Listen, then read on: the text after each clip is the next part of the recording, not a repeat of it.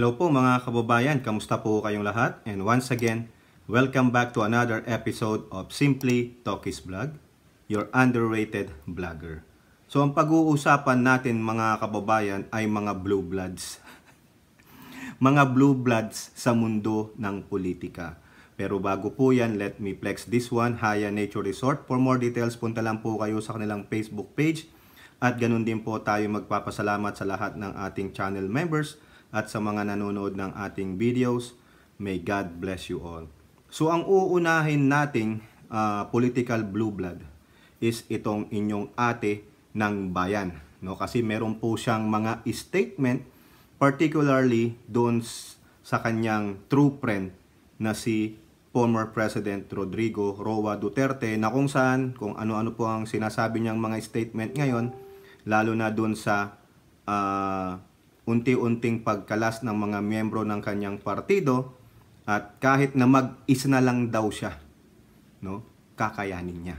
Dahil ang labanan ngayon ay ang prinsipyo. O, di may prinsipyo ka, may prinsipyo din sila. At meron ding prinsipyo itong si Madam Amy.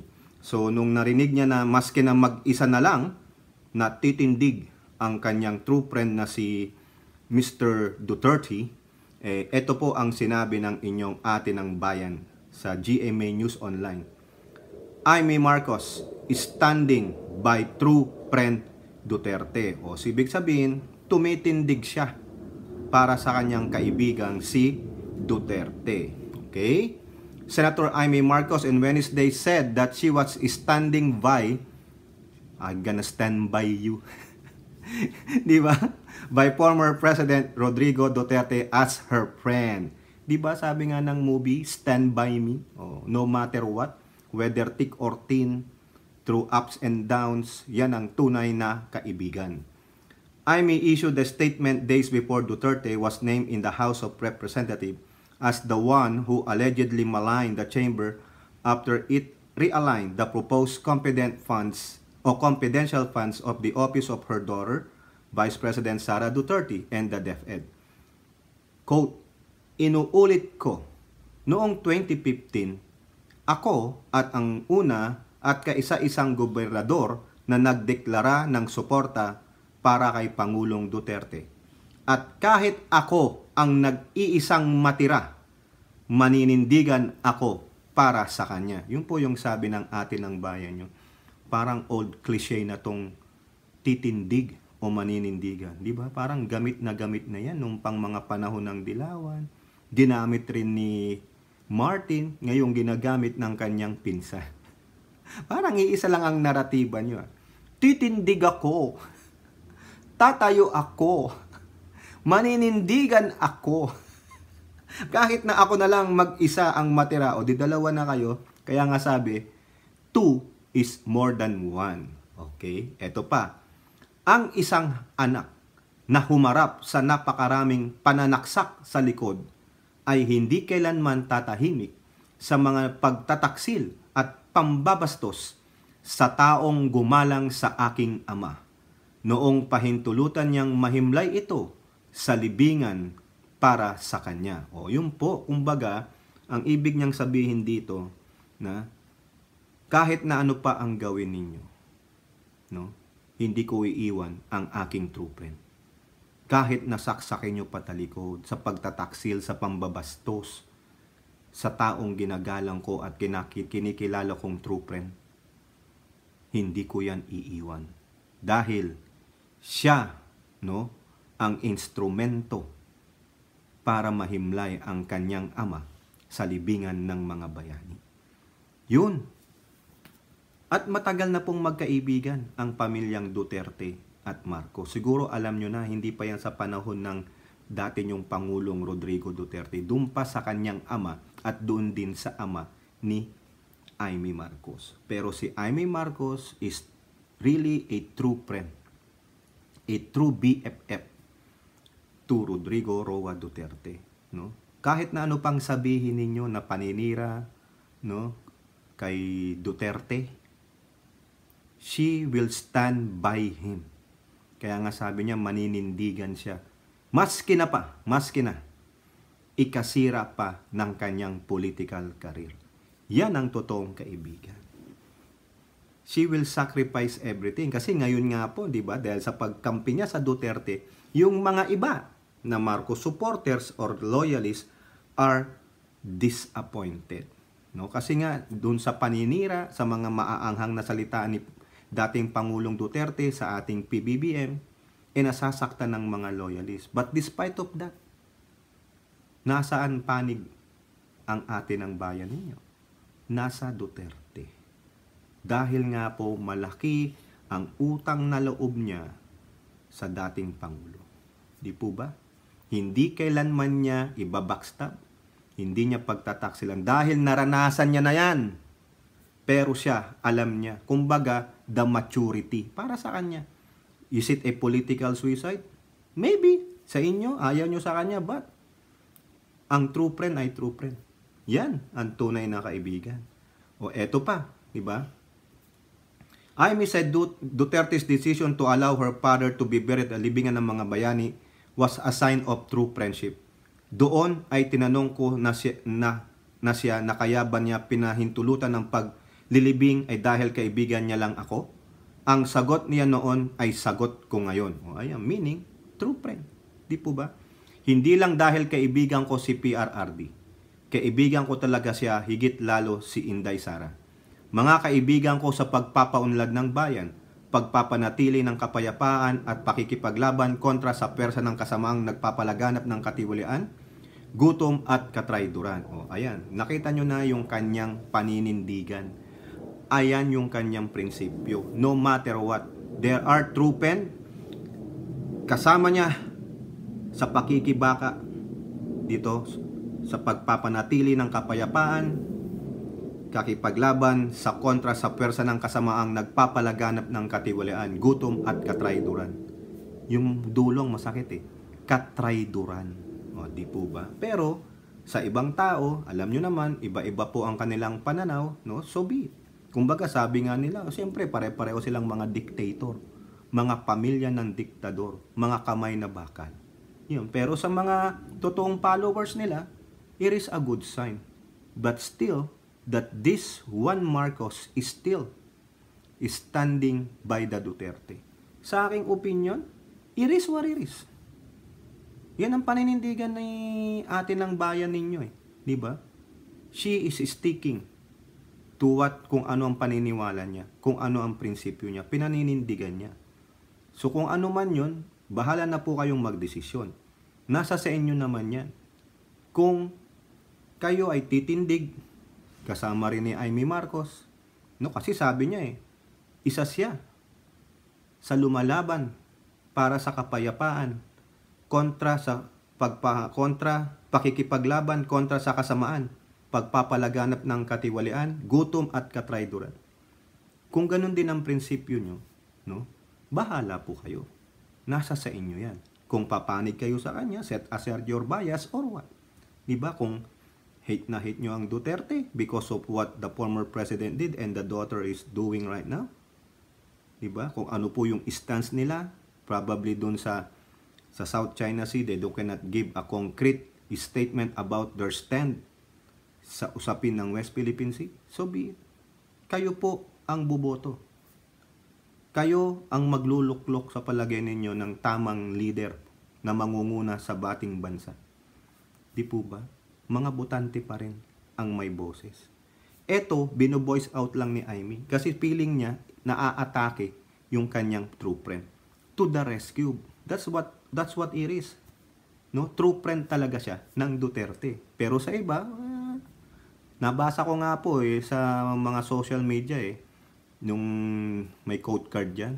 Alam nyo kung ano isa sa mga matinding comment? Mga tuta ng China. Ayun po di ba? Yun ang isa sa mga masaklap na pananaw ng isang netizen. Nung nakita niya yung larawan na yun at itong sinabi ni Madam Amy, mga tuta ng China because they don't have any concrete statement about the aggression of the Chinese on our West Philippine Sea, no, territorial rights. Okay? So, isa pa, meron pang sinabi ang atin ng bayan ninyo about this destabilization plot. No? Diyan din po sa GMA News Online, anong sabi niya? Imee says she's in group chat with ex-generals, dismisses destabilization plot. O yan, no? Mayroon na siyang take dito. Pero wala siyang take talaga nung mga aggression ng Chinese sa West Philippine Sea. Kaya nga nasasabing, tuta siya ng China. Di ba? Kasi pareho sila ng stand nung friend niya Di ba? Iba Baka sabi, ibigay nyo na lang yung tubig. Ibigay daw yung tubig. Pero yung tubig, sabi nga natin, water is life. Buhay po ng mga mangingisda yan. Yung tubig dagat niya. Ibigay na lang daw sa Chekwa. Ito naman siguro, ganun din ang paninindigan ng inyong atin ng bayan. So, hindi natin masisisi yung netizen na nagsabi nun na pro-China. Tuta ng mga Chino. Ang tanong, kasama ka rin ba sa mga destabilization plotters o disinformation specialist ng mga Chekwa? Tatanong lang. Diba? Pero dito po, yung kanyang komento about this destabilization plot, kasama daw yung mga ex-general. So, ito sabi niya, saying she was in group chat with retired generals. Senator Imee Marcos on Wednesday dismissed claims of destabilization against her brother, President Ferdinand Marcos Jr. She said she had not been hearing reports of coup. Hindi ko naman siya maintindihan kasi nasa group chat ako ng napakaraming retired generals. Marami silang suggestions at kinikilala natin ang kanilang karanasan. Ngayon, wala naman akong naririnig na kudita. Samantalang mahilig ako dati sa ganyan, nagbagong buhay na ako at wala naman talaga akong naririnig. Siyempre, siguro nung panahon ng tatay niya, ang daming mga destabilization plot. Kaya sanay na siya dyan. So, ito, assurance lang sa kanya, no? Para ipaalam sa mga supporters niya at sa ibang mga supporters ng kanyang kapatid, no? Kasi dalawang faction na to No? Nahati ang mga, ewan ko lang, correct me if I'm wrong, No? Parang nahati po yung mga loyalista, no? Correct me if I'm wrong. Wag po sanang mamasamain ng mga loyalista tong sasabihin ko na parang merong nagkaroon ng paghati-hati, no?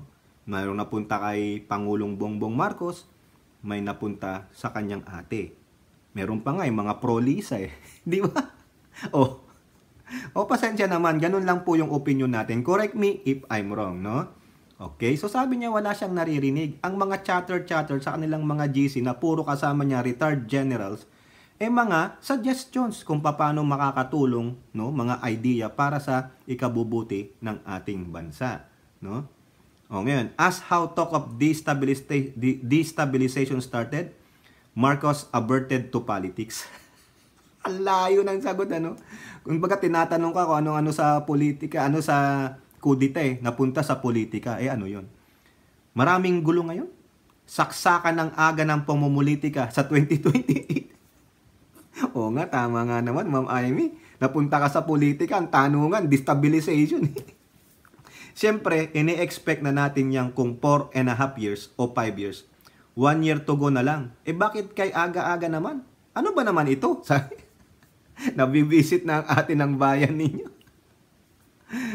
Kasi nga po, meron po talagang mga tao na gusto lang manggulo. Yung magbigay lang ng chismis, tapos kakagatin natin, paniniwala natin, without looking at the veracity.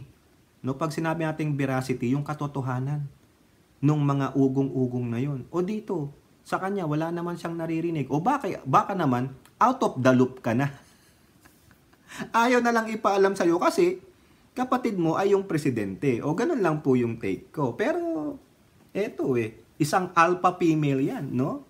Bossing na bossing ang dating yan. Ginagalang yan. At blue blood po ng politika yan. Bakit blue bloods? Tatay niya dating presidente, naging governor, naging senador. O ano pang gusto nyo? Diba blue bloods? Paulit-ulit lang silang lagi sa politika. Nandyan sila. How many years na? Ilang taong nawala. Bumalik. Ayun pa rin. Niloklok pa rin. So therefore, blue blood. Diba? Yan. Ngayon, mga kababayan, may isa pa dyan sa politiko. Nakakatawa itong si Madam Imee. Naalala nyo yung yung kahapon na ulat na meron pong nag-leak ng mga senador na gusto daw ibalik yung company BP Sara ninyo, no? Siyam 'yon nabanggit. Ngayon, nagtatampo po si Madam Amy. Bakit daw wala yung pangalan niya? Ayan, no, sa politika, sa politiko. Paano naman ako? Amy annoyed at exclusion from leak of senators backing Sara's comfy funds. Biruin nyo, yung best friend niya, ha? Yung mismong best friend ng BP Sara Duterte ninyo, hindi isinama nung nag-leak. Di ba? Parang totoo naman yata yung sabi ni Escudero. Chismis lang yun, gawa-gawa lang. Marites, no? Disinformation, hindi po yun misinformation kasi walang katotohanan. So disinformation lalo, no? Nagtataka siya, bakit di niyo ako sinama? Oo nga naman. Di ba? Ako pa na best friend niya, kakampihan ko yan. Di ba? Sabi niya nga, titindig nga siya eh. Senator Amy Marcos was annoyed that politiko, ito palang binabasahan natin ng yari itong politiko na to. Yari ka, papatawag ka ni Jinggoy. Did not mention her name in stories indicating where senators supposedly stand on the issue of BP Sara's confidential fund. Di ba? Sabi niya, nagkagulo kahapon dahil sa executive session na nalik. Yan. Maraming nagagalit. Bakit nandoon name nila? Ako naman, nayayamot. Kasi hindi kasali pangalan ko. Oo nga naman, politiko. Di ba? Credible ba yon? Ba't di mo naman sinama yung pangalan ng best friend niya? Siguro itong politiko reporter, di niya alam. Hindi ka rin nagbabasa ng balita, no? O sadyang tanga ka din, no? Wala kang alam. Biruin mo, araw-araw magkasama yung dalawa na yan. May mga videos pa. Very evident na magka-beshi-beshi, magka-beso-beso, BFF. Tapos hindi mo isasama na mag-oo siya na ibalik yung kompipan. Tangengot. Halata, itong siyam na pangalan nilalagay ng politiko. Mukhang mukhang chismoso ka, yari ka, iimbestigahan ka talaga. Di ba mga kababayan? Okay, so yun lang po, annoyed siya. Ba't di nyo ako sinali dyan, mga bias kayo? Sige, papatawag kita sa Senado, politiko. Ayun lang hindi sinali, kaya nagpatawag ng hearing. Laloka ito. Okay, mga kababayan, punta naman tayo sa another blue blood ng politika, no? Yung inyong former president for 9 years. Tapos, nandyan na naman siya sa Kongreso. Walang parang ayaw umalis kaya blue bloods. Di ba, tinutukoy natin yang si Gloria Macapagal Arroyo, no? Laman siya ng balita kasi sikat siya Natanggalan po siya ng deputy speakership, no? Kasi sa kadahilan ng unang-una, wala siya sa bansa. Pangalawa, hindi siya co-author, no? Nung HR 1414. So, sige, tanggalan natin siya. So, sabi naman ng iba, iniisip nila, nako, gagantihan kayo ni Gloria. Mag-antay lang kayo. Pero, nagbigay po siya ng statement. Ayan po, sa Manila Bulletin. Arroyo, to continue supporting Speaker Romualdez, wants to move on. Ayun naman pala di ba? At least yung sinasabi niyong aling maliit, nagbigay ng isang magandang statement. Mukha siyang hindi bitter. Tulad nung isang tinanggalan din ng deputy speakership, si Representative Ungab. Hindi daw siya bitter. Pero sa akin duda ako sa mga ganyan, yung mga nagsasalita ng mga ganyang hindi bitter. Pero tulad nga ng sabi ko sa inyo kahapon doon sa ating previous vlog, salamat po at marami pong nanood. There will be a time. Mag-aantay lang yan ng opportunity para makabawi. Yan. Kaya ikaw, Martin, you better watch your guard. No? Be on alert. Hindi mo alam, sabi nila, karma goes around. Ito po sabi ni Gloria. This, despite her removal as one of the 8 deputy speakers in the House of Representatives during plenary session Tuesday. Quote, even as an ordinary congresswoman, I will remain true to my word to President Marcos Jr. I will continue to support his prepared man for House Speaker, and that is Speaker Martin Romualdez. Having made myself clear, I think we should now move on to more pressing national concerns. So ayun na lang po. Mag-move on na daw po kayo. Di po ba? O ito pa sabi niya. First, from the time that I learned that President Marcos Jr. preference for speaker was and is then Congressman Martin Romualdez, I took the position that I will support him as speaker. I had advised the President of this in writing, Arroyo said, recalling her statement last May when she was unseated as Senior Deputy Speaker. Second, I have never taken or supported any actions to remove Speaker Romualdez from his position.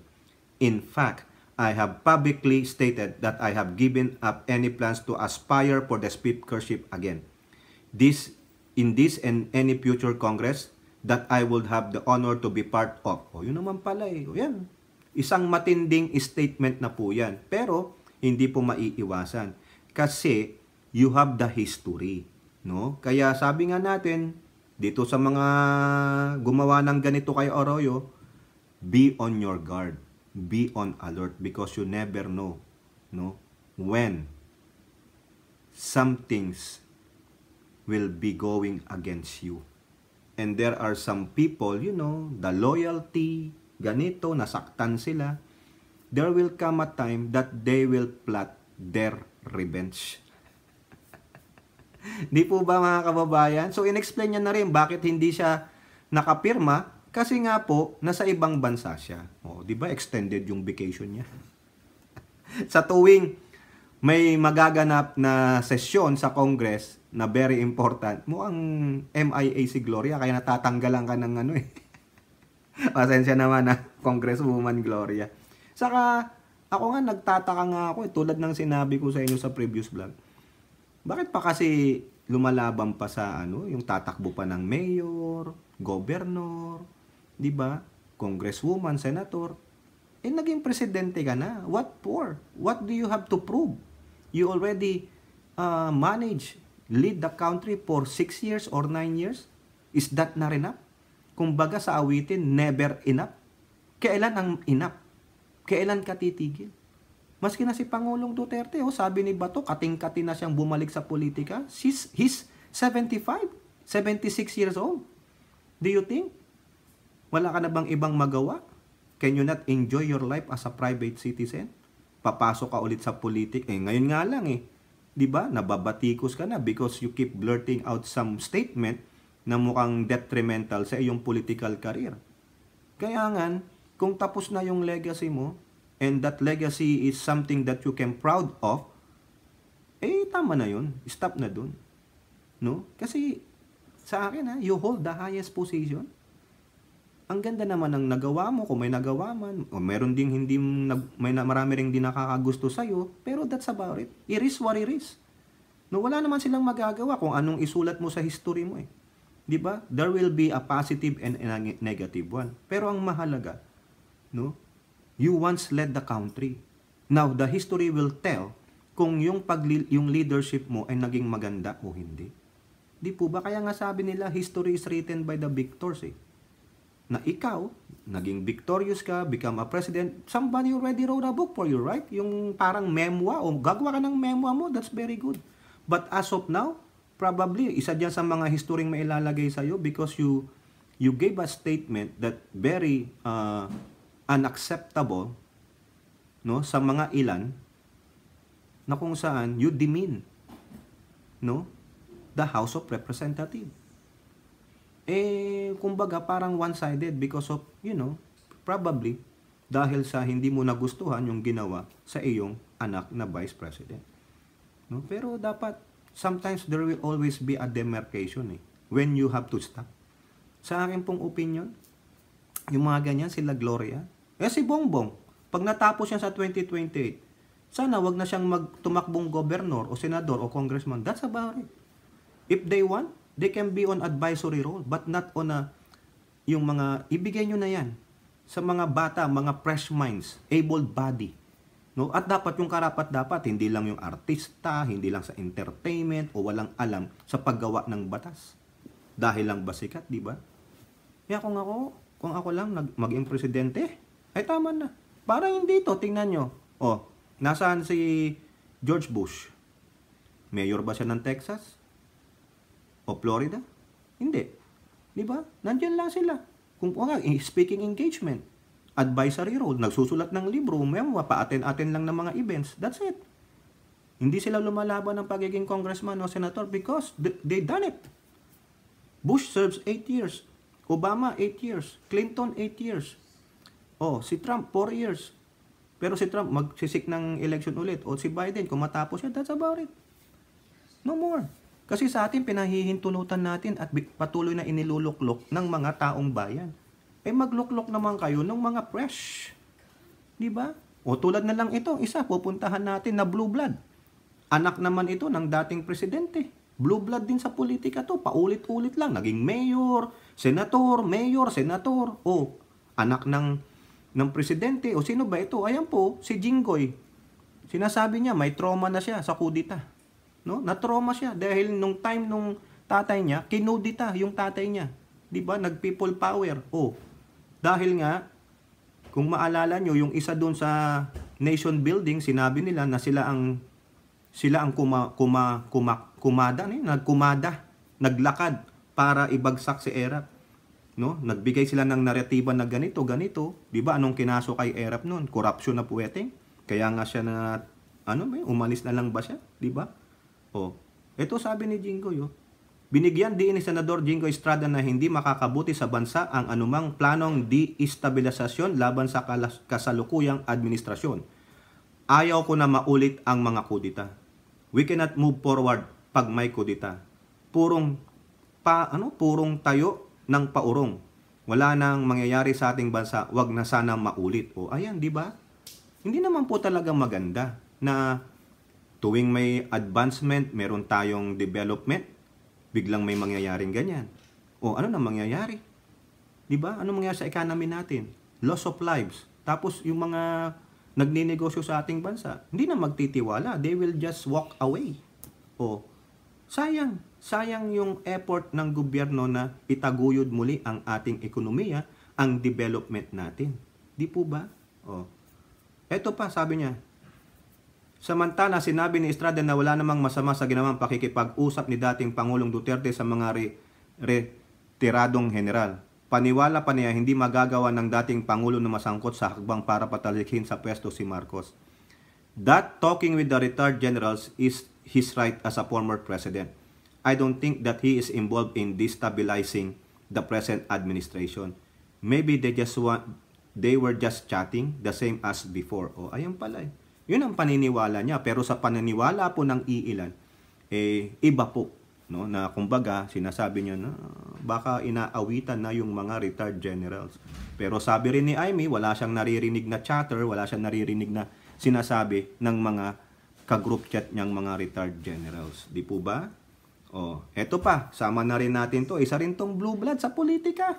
Taga Cavite, paulit-ulit lang, di po ba? Mga blue bloods, kasi bakit paulit-ulit lang dominated by them. Yung mundo ng politika, it's only these families that keeps on.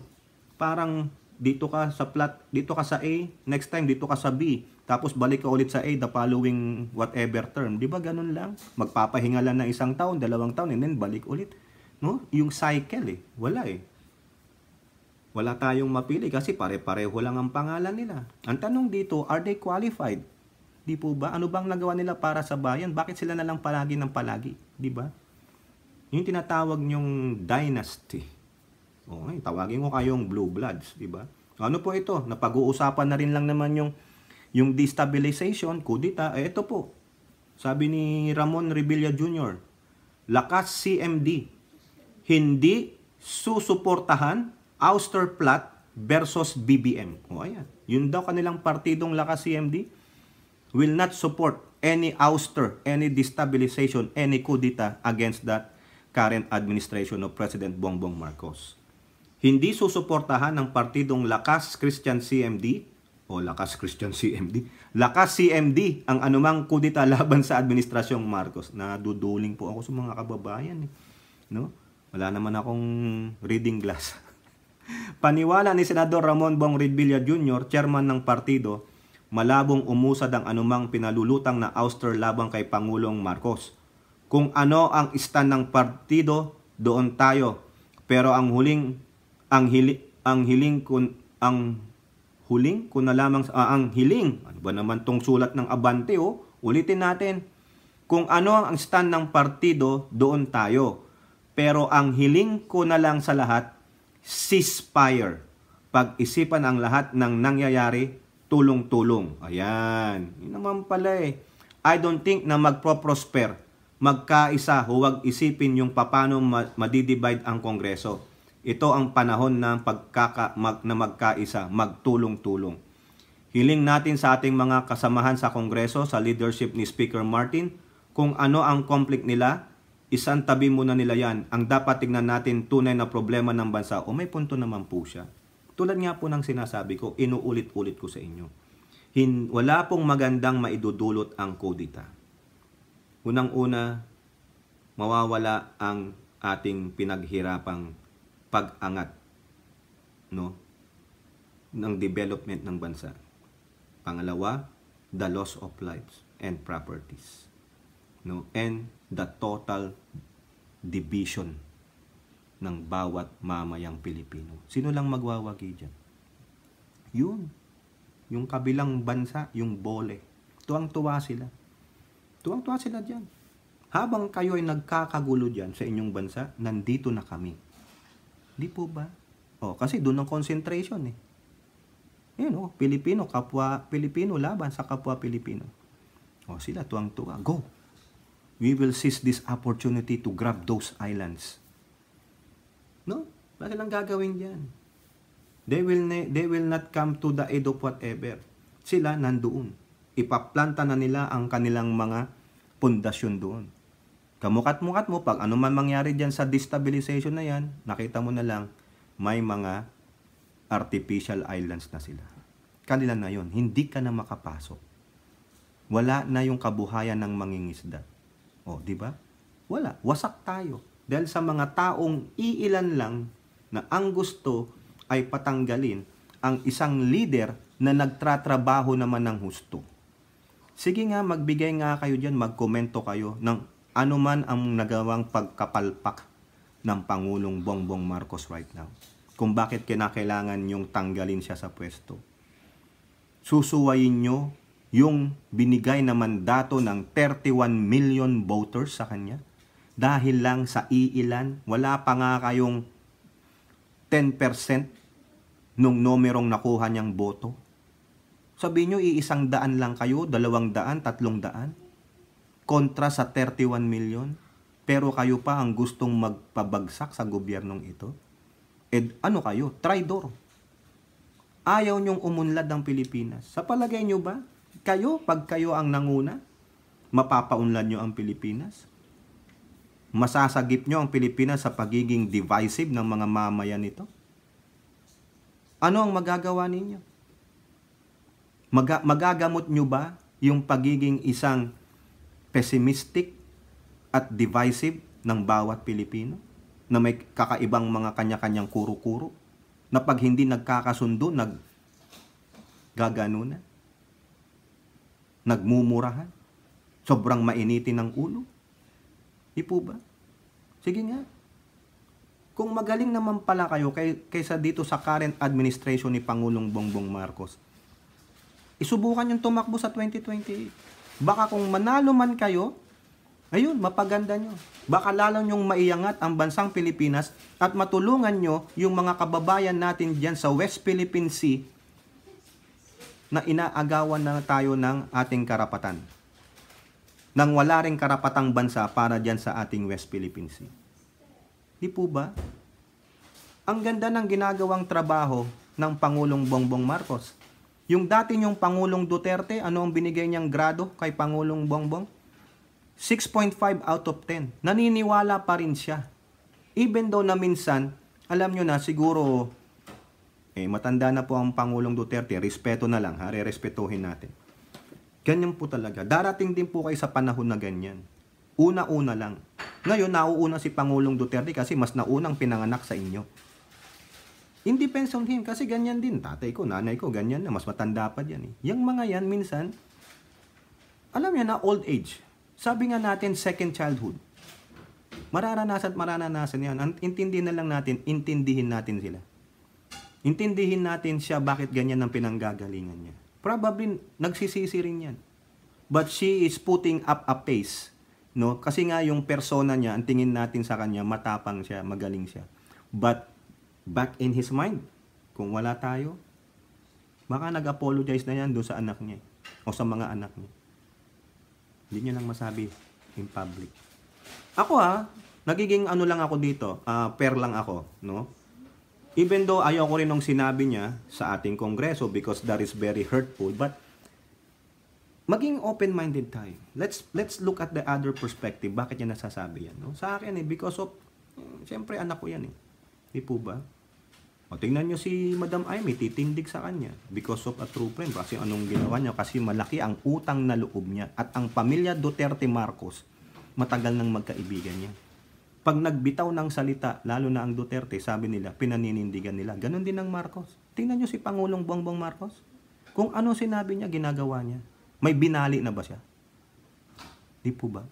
Ngayon yung mga kumukontra kay Pangulong Bongbong Marcos, bakit nasa inner circle ba kayo? Araw-araw nyo ba siyang kasama? Paggising, pagtulog? Daig nyo pa yung asawa. Di po ba? Sige, kayo, ilatag nyo dyan sa comment section, ano na ang malaking kapalpakang ginawa ngayon ni Pangulong Bongbong Marcos, no? Simula nung naging presidente siya to this day. Di po ba? Yun yung tama si Ramon Revilla Ceasefire. Kung anong problema nyo sa Kongreso, ayusin nyo yan. Ikaw, Pangulong Duterte, kung anong problema mo, ayusin mo. Dumaan kayo sa tamang proseso ng legality. But, wag nyong isama ang buong Pilipinas. No? Sa problema ninyo. Kayo-kayo yan. Dahil dyan sa pagbabangayan ninyo, naaapektuhan. No? Iyan ang kinukuha ng mga Pilipino. Marami pang pressing matters, particularly yung sa West Philippine Sea. Bakit ako West Philippine Sea ng West Philippine Sea? Kasi po, may nagbibigay po sa akin ng info. How these Chinese militia, Chinese fishing vessels are wreaking havoc on our waters. Doon po sa ilalim. Doon sa ating mga reef. Ngayon, kung wala kayong pagpapahalaga sa environment, ano kayo? Di po ba? Binigay sa atin yun ng Diyos, dapat pangalagaan natin. Binigyan tayo ng pagkakataon ng UNCLOS na tayo ay may karapatan doon. Sa atin yun. May karapatan tayo doon. O yung walang, hindi binigyan ng karapatan, siya pa ang naan doon. Ano tayo? Gago. Ibig sabihin, hinayaan nyo yung walang karapatan na mag-standby doon at angkinin yun? Ano tawag doon? Pagnanakaw. Makuha natin yan. Ang laki ng yaman niyang West Philippine Sea at magbe-benefit sana ang buong sambayanan, hindi ng iilan. Di po ba? Naghahanap tayo ng resources. That water has a lot of resources. Kung ima-maximize lang, yung matatap yung kanyang resources, and it will be benefiting all the Filipino people. Sabi nga nila, sabi sa akin ng resource person natin, baka mas mayaman pa tayo sa bansang Kuwait because of the oil deposits in there. Yan, tapos yan lang, confidential fund, pinag-aawayan nyo sa amount na 625 million. Putik, kung may ganyan, binigay ko na yan kaso wala po akong pera Ang pera ko lang, pambili ko lang Starbucks, saka Jollibee. Baka naman, Inday, Pangulong Duterte, bigyan nyo ang pambili ng Tesla ko. And in seriousness, mga kababayan, no, sinabi ko sa inyo, mga blue bloods itong mga to, kasi paulit-ulit lang No? And there are seasoned political veteran, kaya blue bloods. May mga, yung bang pangalan pa lang, kilala mo na No? So, itong mga to, nung sa akin, pumapagitna ako dyan. I-criticize ko ang Pangulong Duterte, criticize ko si Aimee, si BP. At kung may tama naman, di pupurihin natin sila. So, itong si Jinggoy, si Ramon Revilla, tama naman sila. Tama na yan. Destabilization plot. Tama na ang pagkampi sa ibang bansa na gusto tayong sakupin. Huwag po ganun. Pag ikaw ay Pilipino, dapat pro-Pilipino ka. Magsalita ka para sa iyong bayan. Dahil ang bayan mo ngayon ay nilulupig. Meron pong mga Pilipino nagsalita pa dun sa China ngayon sa conference sa Beijing. Sa Beijing ba o sa Hanan o whatever. Tingnan nyo, yung Camp Conference of Maritime. May isa dyan na ngaw, nagsalita doon. Kinakampihan pa ang China. O so what? Diba? Napaka-divisive natin. We are so divided. Tapos nagsasalita pa ang dating Pangulo, o lalong nadi-divide. Nagsalita ang Congress, o no, paano? You guys have to amend. Ayun lang sa akin. Pangulong Duterte, kayo dyan, mga DDS, you guys have to amend. You have to work it out your differences for the sake of our country, for the sake of the Filipino people. Wala pong patutunguhan kung patuloy kayong mamumulitika sa isa't isa. Sinagsasabi kayo ng unity pero it's just a word. No such action as unity or unity. Wala. It is pure divisiveness. It's pure division. Ngayon may tuwang-tuwa pong mga tao diyan because they are what? We are winning. Yung kalaban natin na mga dilaw at mga pink, mga anti-Marcos, anti-Duterte, they are just like the hyenas waiting for us to crumble totally para at least sila naman ulit babalik. Papayagan nyo ba yun? Tama, mali. If you really want change, put the right person in there. Nakita nyo naman kung ano ang kakayahan ng mga dilawan, ng mga pink. Nada. Di po ba? O look at what President Marcos is doing right now. Maraming hindi matutuwa. Pero sorry, it is what it is.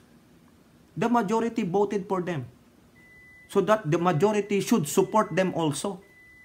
Yung mga sa inyo hindi kayo nabigyan ng pwesto, hindi nyo gusto yung First Lady, so what? Di po ba? Still the majority voted for them.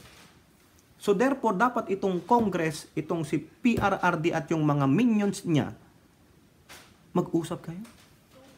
Hindi lang mag-uusap kayo pag darating ng election. No. It is hypocritical of you pag ginawa nyo yan. Hindi na ako maniniwala sa inyo kasi talagang politika lang. You are not putting the interest of the Filipino people but you are putting your own self-interest.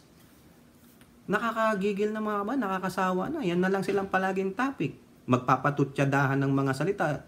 Nakakaganda ba yan? Nakakaangat ba yan? Lalo lang natutuwa ang mga ibang bansa sa atin. Lalo na yung mga critical sa atin. O, tingnan mo sila nag-aaway. Yung ganyan talagang mga Pilipino, walang pagkakaisa. Papayag ba kayo? Di po ba? Oh, even though it is your given right, but look at it. Intindihin ninyo ang kapakanan ng bansa at ng bawat Pilipino kasi kayo ang mga leader. Iniluklok kayo ng tao para ibigay pagsilbihan sila sa interes ng bayan at interes ng bawat Pilipino, hindi ng inyong self-interest pang sarili. Tama na. Putik, dami nyo ng mga kwarta. Di po ba? Oh, kayo po, ano pang inyong masasabi? Comment down below and don't forget to like and share. Hope to see you on our next videos. Bye-bye. God bless.